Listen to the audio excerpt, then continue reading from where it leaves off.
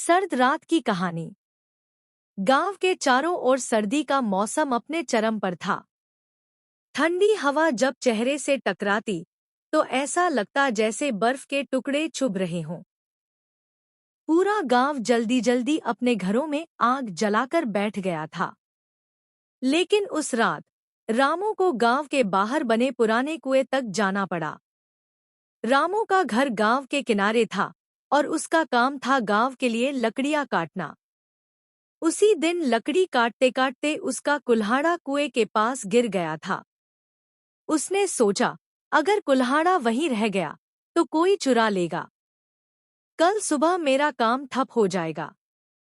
रामू ने मोटा कोट पहनकर हाथ में लालटेन ली और घर से निकल पड़ा। बाहर कदम रखते ही ठंडी हवा ने उसे झकझोर दिया। उसकी सांसें सफेद धुएं की तरह दिख रही थी।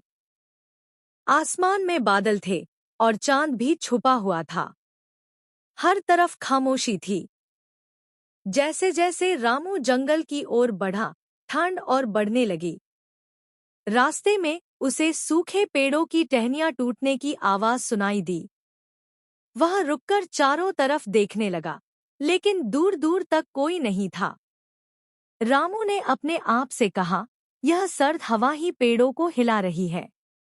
मुझे जल्दी कुएं तक पहुंच जाना चाहिए। थोड़ी देर बाद रामू कुएं तक पहुंच गया। वहां सब कुछ शांत था। उसने लालटेन की रोशनी में कुएं के पास देखा और उसका कुल्हाड़ा वहीं पड़ा हुआ मिला।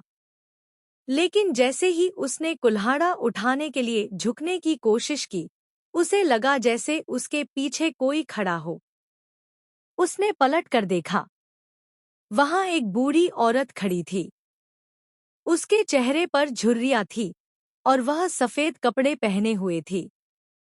रामू हैरान होकर बोला, आप कौन हैं और इतनी ठंड में यहाँ क्या कर रही हैं?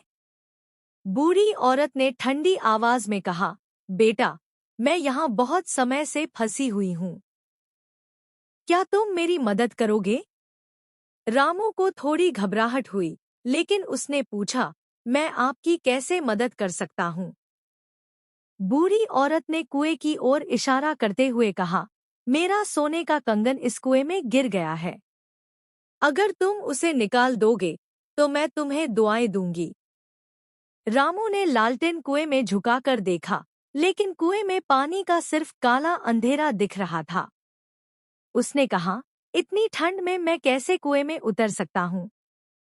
बूढ़ी औरत ने मुस्कुराते हुए कहा, डरो मत, मैं तुम्हारी मदद करूंगी। बस तुम कोशिश तो करो।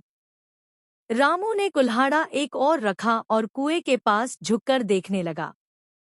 तभी अचानक बूढ़ी औरत का चेहरा बदलने लगा। उसकी आंखें जलने लगी और उसकी मुस्कुराहट डरावनी हंसी में बदल गई। रामू डरकर पीछे हट गया। तभी उस बूढ़ी औरत ने कहा, तुमने मुझे यहाँ अकेले छोड़ दिया था सालों पहले। अब मैं तुम्हें नहीं छोड़ूंगी।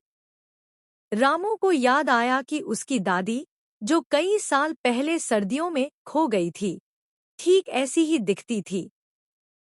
उसकी आंखें चौड़ी हो गईं। वह जान गया कि यह कोई भूतिया आत्मा है।